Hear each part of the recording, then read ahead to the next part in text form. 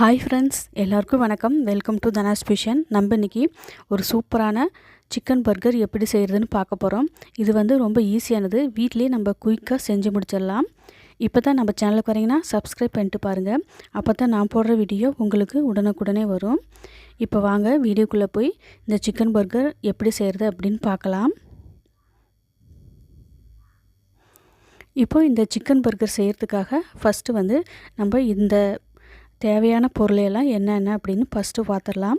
First பன்னு 4 வாங்கிக்கோங்க. இந்த மாதிரி பன்னை கடையில் பார்த்து வாங்கிக்கோங்க. அடுத்தது கொத்தமல்லி இலை, பூண்டு, லெட்யூஸ், இது ஒரு கீரை வகைங்க. அடுத்தது பெரிய வெங்காயம் இந்த மாதிரி ஸ்லைஸாக கட் பண்ணுது, சிக்கன் ஒரு 1/4 கிலோ, தேவையான அளவு முட்டை, அடுத்தது சாஸ்க்கு டொமேட்டோ கெச்சப், அடுத்தது மயோனீஸ், உப்பு, காரத்தூள், அடுத்தது மிளகு. ஃபஸ்ட்டு ஒரு மிக்ஸ் ஜார் எடுத்துக்கோங்க. இப்போ இந்த சிக்கன் 1/4 கிலோ அளவுக்கு சேர்த்திக்கோங்க. நல்லா கழுவிட்டு சேர்த்திக்கோங்க. அடுத்ததாக மிளகு, பூண்டு, தேவையான அளவு உப்பு, அடுத்ததாக மிளகாய்த்தூள் 1 டேபிள் ஸ்பூன் அளவுக்கு. இப்போ கொத்தமல்லி இலை கொஞ்சமாக சேர்த்திக்கோங்க. சேர்த்திட்டு நல்லா பேஸ்ட்டாக அரைச்சி எடுத்துகிட்டு வந்துடலாம். இப்போது பேஸ்ட் நம்மளுக்கு ரெடி ஆயிடுச்சு. இப்போ லெட்யூஸை இந்த மாதிரி கட் பண்ணி எடுத்து வச்சுக்கோங்க. இப்போ நம்ம சாஸ் பண்ண ரெடி பண்ணிடலாம். ஒரு பவுல் எடுத்துக்கோங்க, மிக்சிங் பவுல். அதில் டொமேட்டோ கெச்சப் விட்டுக்கோங்க 2 table spoon, mayonnaise 2 table spoon அளவுக்கு விட்டுக்கோங்க. இது கூட அடுத்ததாக லெட்யூஸை கட் பண்ண லெட்யூஸை சேர்த்திட்டு நல்லா மிக்ஸ் பண்ணிடுங்க.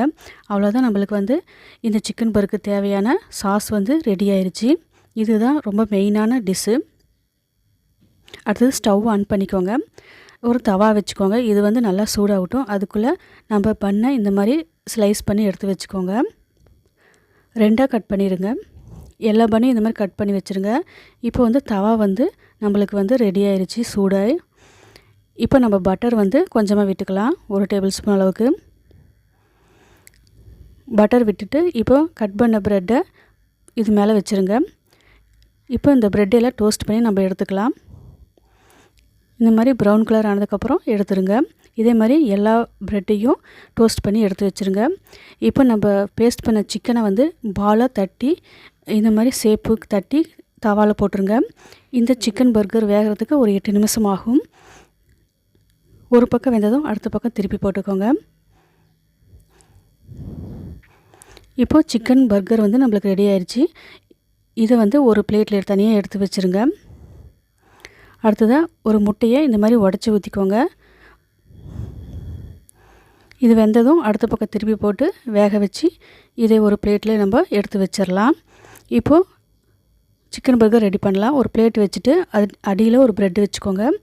இதுக்கு மேலே நம்ம மிக்ஸ் பண்ணி வச்சுக்கிற சாஸ் கொஞ்சம் விட்டுக்கோங்க, 1 டேபிள் ஸ்பூன் அளவுக்கு. அடுத்ததாக லெட்யூஸ் இலையை 1 வச்சுக்கோங்க.